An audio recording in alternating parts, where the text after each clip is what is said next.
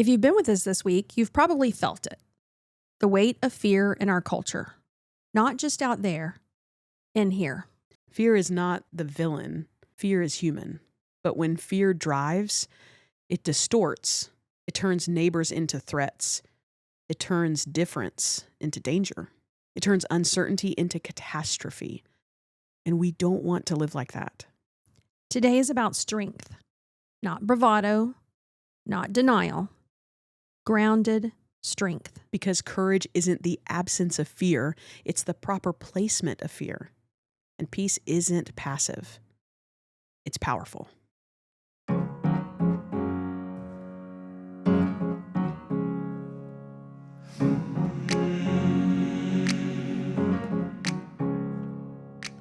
Morning, Dee. Morning, Ange. How's this Friday treating ya? Like a gem.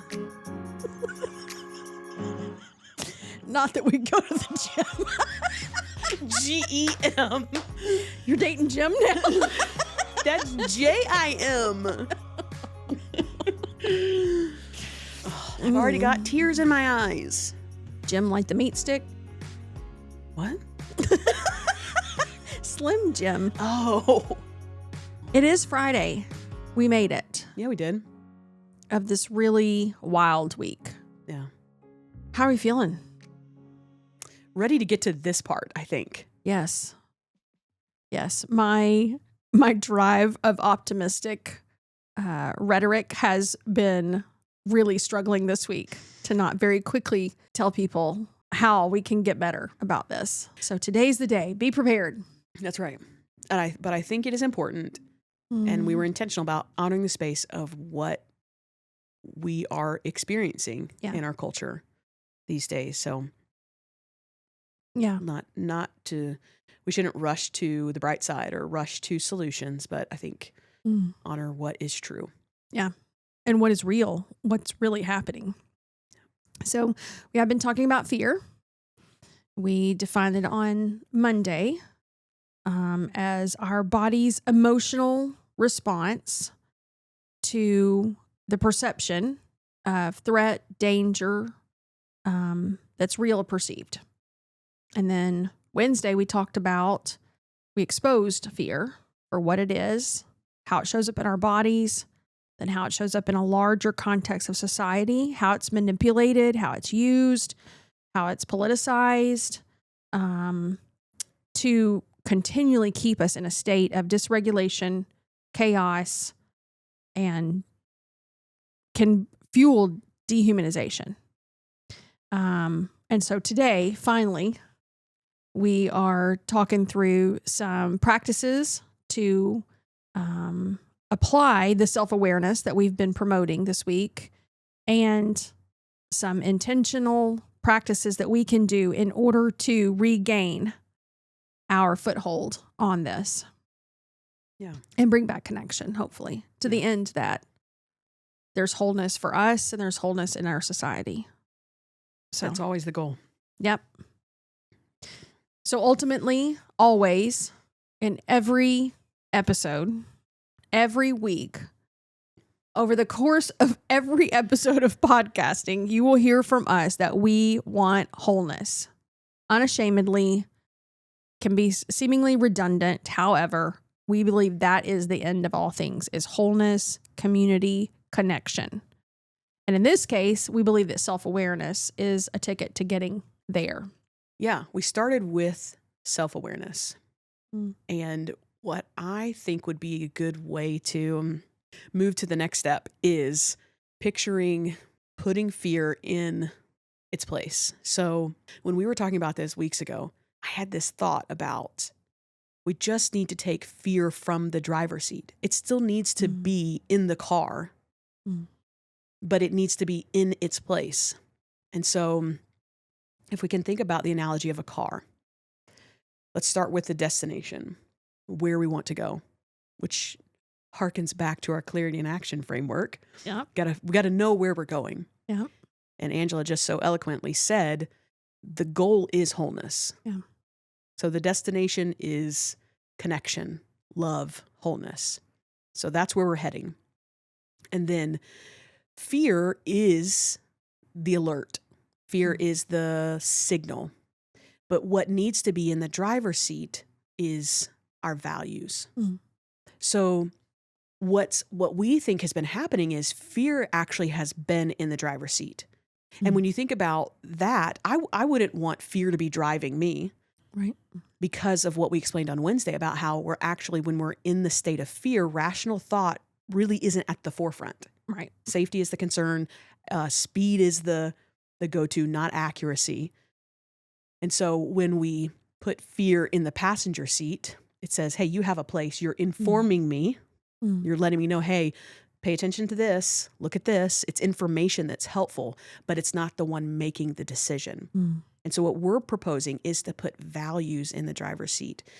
So in order for values to be in the driver's seat, you have to know what your values are. Yep. And so, I mean, if we just think about a couple that we've circled around, would be dignity of human life, integrity, humility. What are some others? I think compassion, empathy. Core values would also include respect of all humans. Right. And the world we live in. Yeah. And then obviously a care and concern for our own selves as well. So then on this journey, then when you're faced with something that feels like a fire, then you ask yourself, you run it through the filter of what you value. Does this align with me as a compassionate person? Does it align with my values of compassion, of humility, of connectedness and wholeness? And then that way you are noticing the signal, like you're noticing the potential perceived fire, but then you're also putting in its place, thank you, fear, for pointing this out. But I'm going to let my respect for humanity or dignity make this decision. Well, I was just thinking about, as you're sharing this analogy, which I think is so, so helpful, is I'm thinking in general, fear causes me to react. Yes. But my values being the driver's seat allow me to respond. That's so good. And so that makes a distinction where reaction often is a very quick, knee-jerk, not always the best for promoting wholeness. It just gets me out of trouble for the moment, keeps me safe. Yep. However, to respond to something allows for connection, understanding, complexity. Yes. And that's what we're advocating for, is to live a life that responds to the things around us, that doesn't just react. And this to me goes back to even a couple of weeks ago, how we advocated for conversation rather than commenting. Yes. And so it seems to continually bring us back to this idea of allowing our inner core values to be expressed well outside in how we treat others, how we show up in spaces. Yeah. Yeah. I think that's so good, the whole conversation versus commenting. Because often, like you said, commenting is just reacting, where conversation takes time, energy, and effort. So that really actually aligns with values. When values are driving, we're slowing down. We are, we're being willing to sit in complexity and ask questions and show curiosity. Yeah.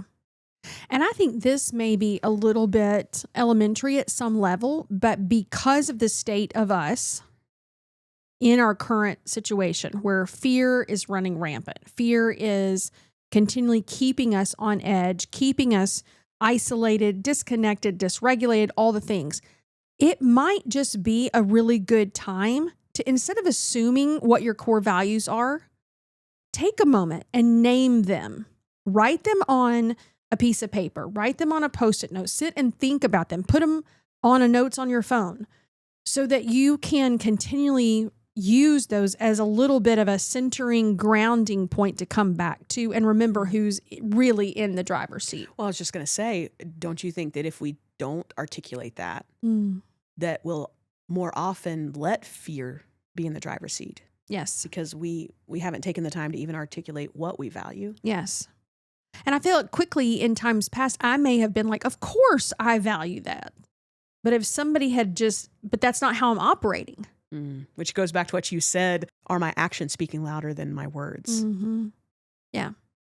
If I'm constantly on edge, if I am quick to react, if I am staying in a state of irritability, agitation, offendedness, any of those things, then I can't totally say that I'm allowing my core values to help me live in this world.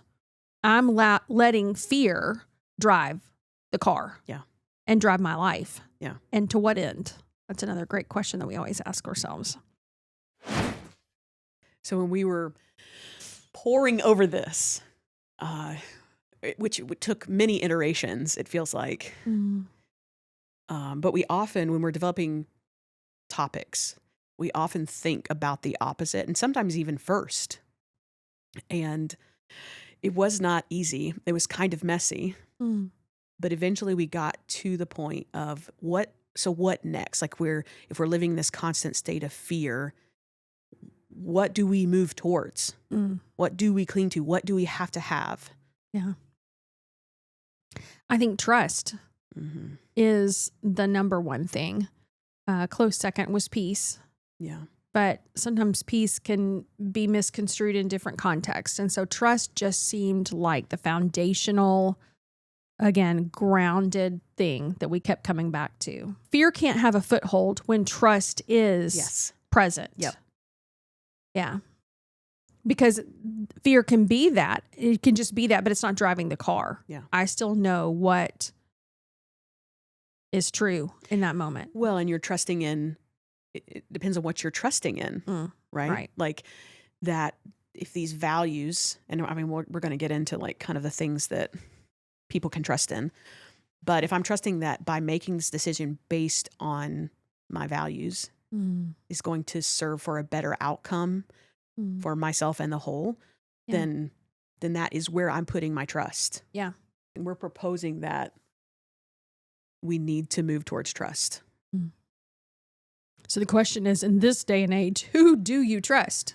I think we tend to trust, and maybe even have sold ourselves to trusting in our institutions and in our leaders. And I think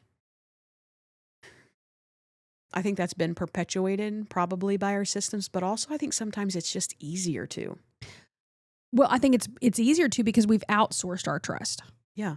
We've been either told, taught, or we've believed that we can't trust ourselves. Right. So if I don't trust my own self, I'm more likely to trust somebody who I think seems like they believe in something. Or because I'm told to, or because their title says I should. Right.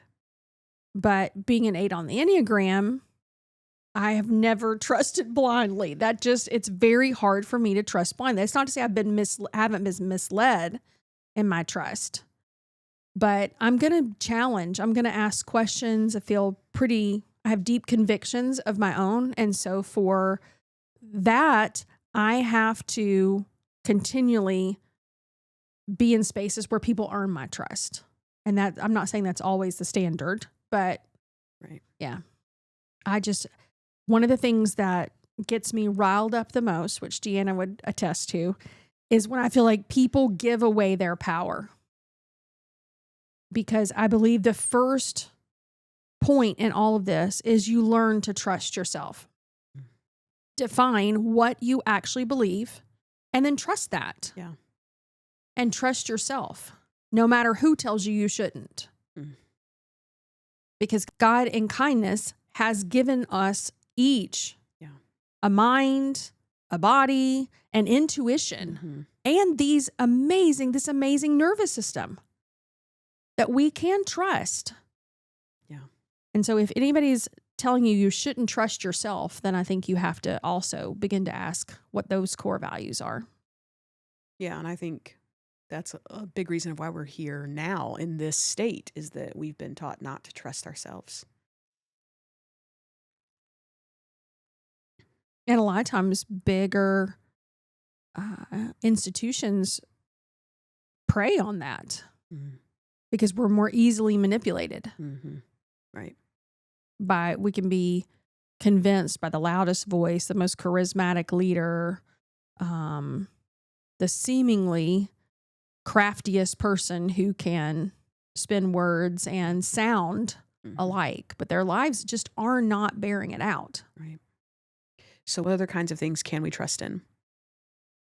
Well, I think we said our own self, our intuition, the systems that our body has in place that we were given. I think we can trust in relationships that are built on truth. Again, at this point, I define truth in this context as someone who is aligned, who's operating and showing up in ways that align with what they say they think and believe. Yeah. That's somebody I can trust. Even if there's some points I may disagree with them. If it is aligned and it's consistent, I can deal with that. But if you're saying you believe in one thing and acting completely different, I don't trust that. And I'm certainly not following you. Right. That's another podcast, probably. I think another thing that we could at least lean towards is a slower wisdom rather than an urgent notification. Well, responding over reaction. I love this. Love expands your capacity to hold complexity. Say it again. Love expands your capacity to hold complexity, which is, if we think about the destination, that the destination is connection, it's wholeness. Yeah. Love is expanding your capacity. Yeah. To get to the destination, really. Yeah. It's putting gas in the car. Yeah. As we said a couple of weeks ago, there's no loophole to love. Right. So it is going to be the fuel that gets us to where we want to go, for sure. Yeah. And love of ourselves. And then love of other people. Yeah. Yeah. Which is love of God.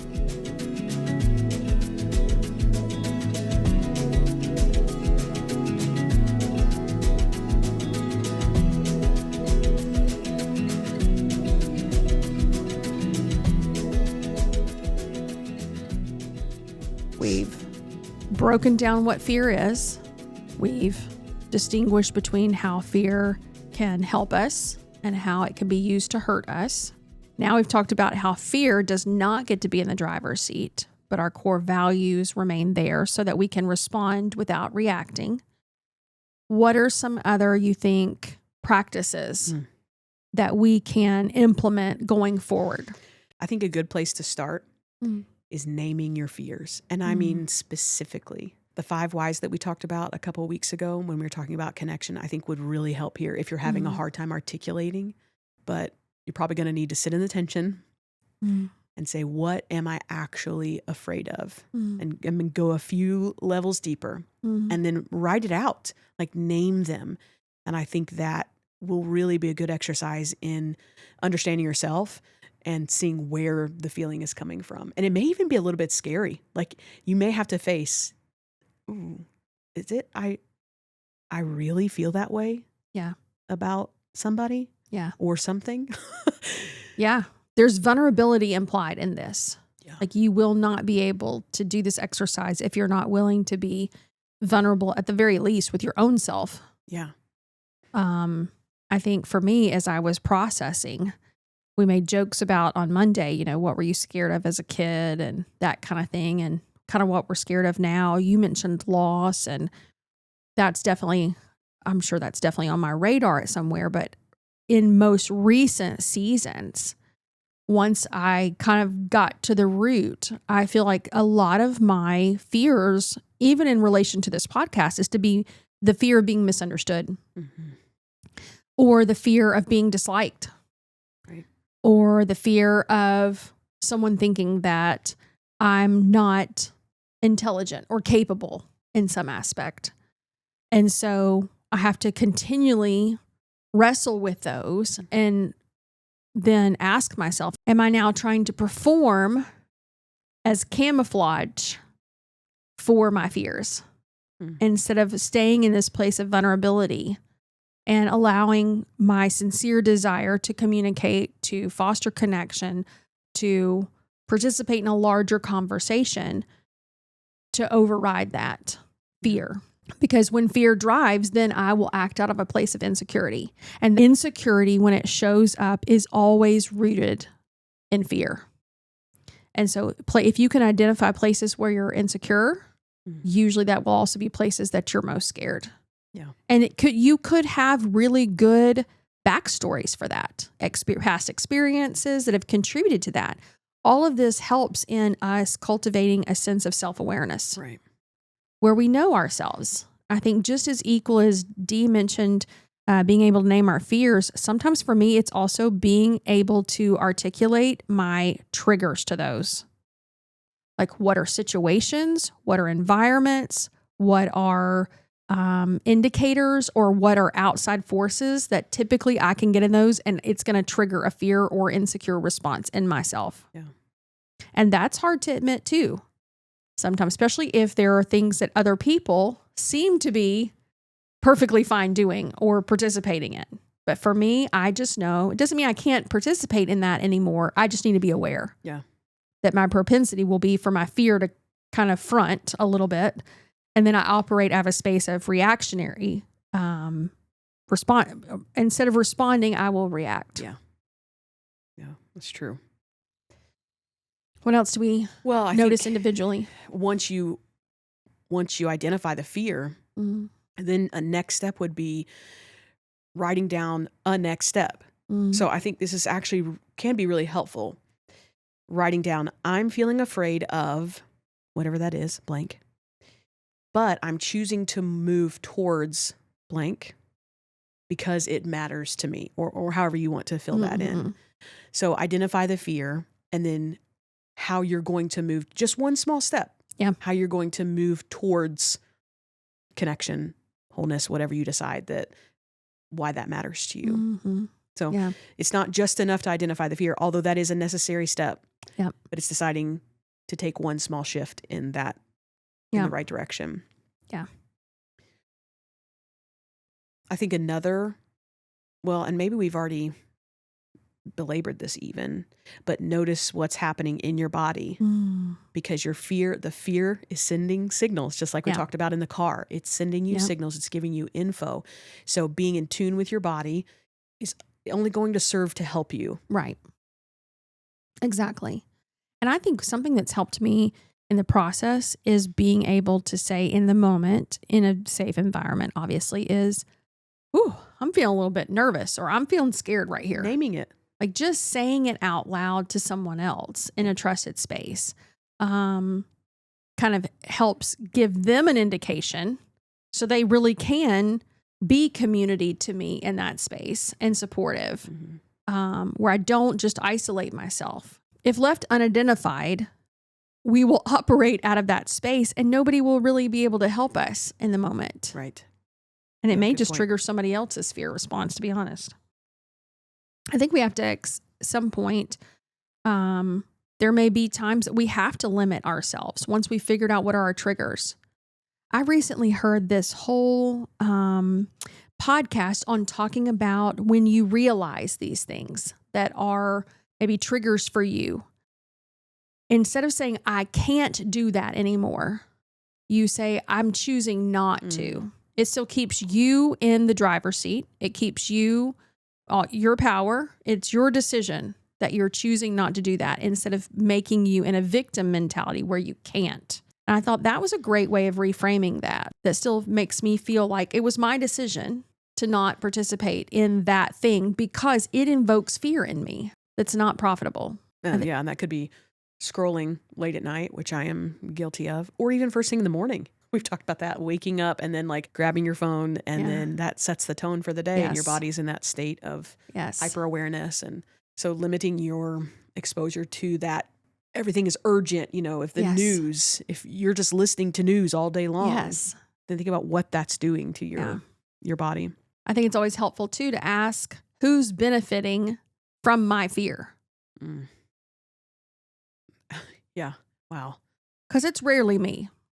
So who is benefiting? Yeah. Conversely, who's losing from me being in a fear mode? Is my family losing? anybody, my coworkers, because I'm staying in a state of chaos and on edge all the time, irritated, ready to go off on somebody. Like, who's losing too? And I'm losing because I'm losing connection. Yeah. I think one more practice we can do as individuals is ask one humanizing question before debating.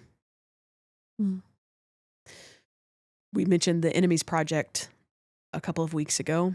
And if you haven't, I beg you, I beg you to check it out, to watch how the humanizing aspect in a conversation changes everything. Even if only to hold another story with honor. Yeah. It changes everything. Oh, nope. Go ahead. Well, I just had another another thought. When fear is telling you a story, whether it's, I'm such a failure, or it's all falling apart, write it down and ask yourself, is this the only possible story? And then write an alternative story. Write down another option. Like, this may not, the story I'm telling myself or that fear is telling me may not be the actual story. Right.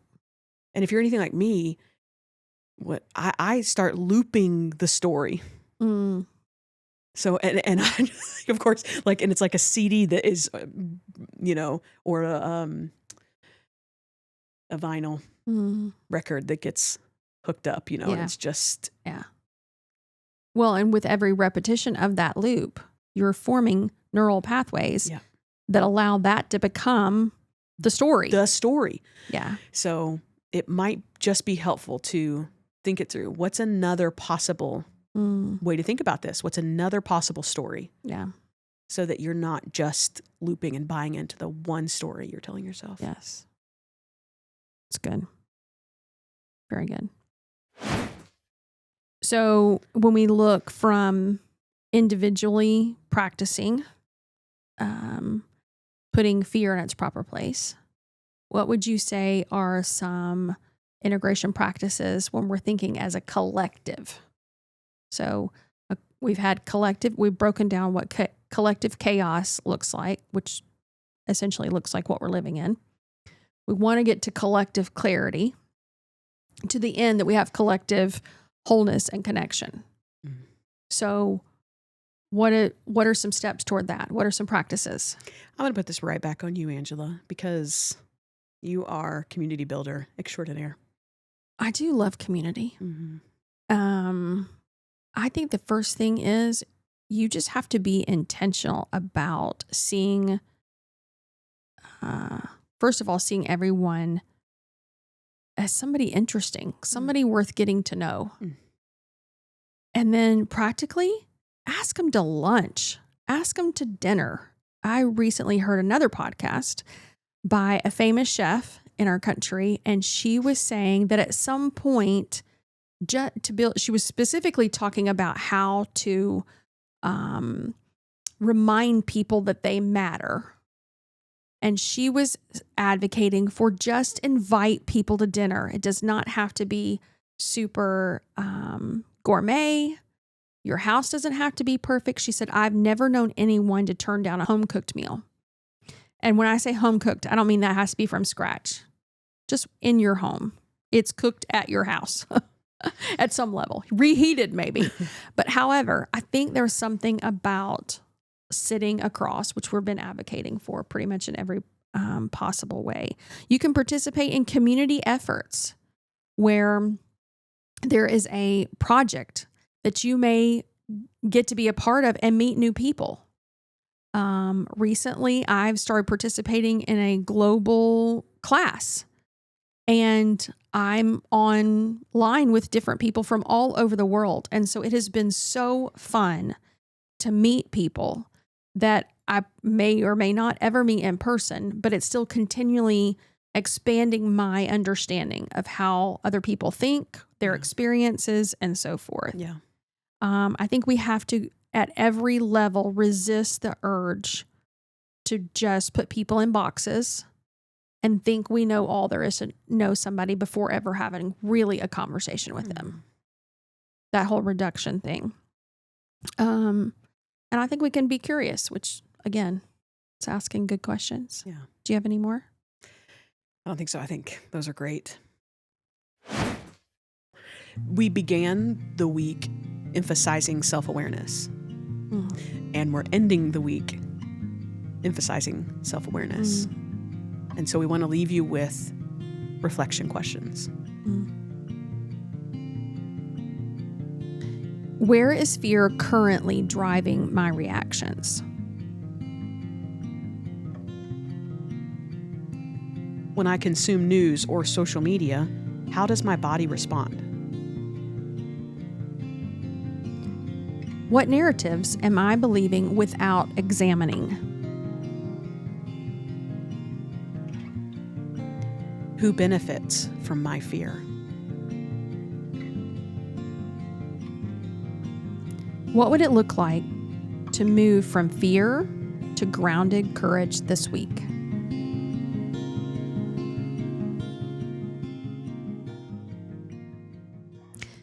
Given the fact this has been, admittedly, a heavy week of talking about the state of us, which we were answering the question, what happened to us?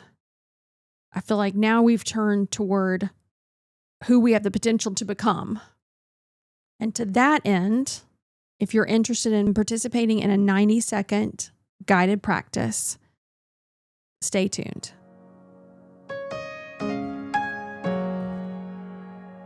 You can be informed without being enraged.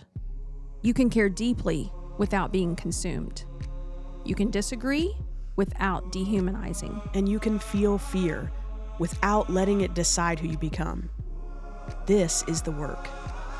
Not pretending everything is fine, not choosing sides blindly, but choosing wholeness. This week was never about politics. It was about posture. May we be people who are aware, but not anxious, convicted, but not cruel, courageous, but not hardened, because the state of us depends on what we allow to lead. We'll see you next week.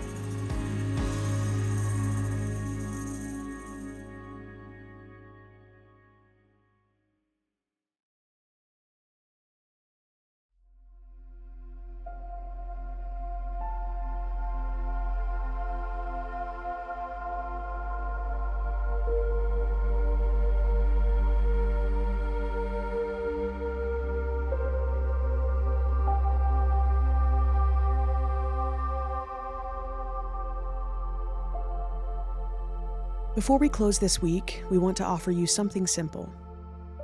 If you're somewhere quiet, or even if you're not, just take one breath. Inhale.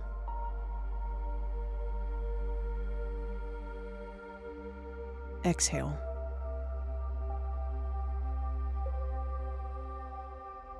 Now think of an issue, a person, a topic that activates you. Notice your body. Is your jaw tight? Is your chest constricted? Is there urgency? Don't judge it. Just notice. Now ask yourself, is fear driving right now? Or is it informing? If fear is driving, gently move it. You can even imagine it physically shifting seats. And then ask, what do my values say? Who do I want to be in this conversation? What protects human dignity here? One more breath.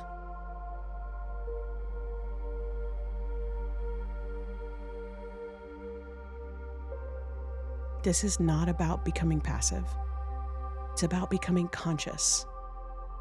Fear can alert you, but it does not get to decide who you are.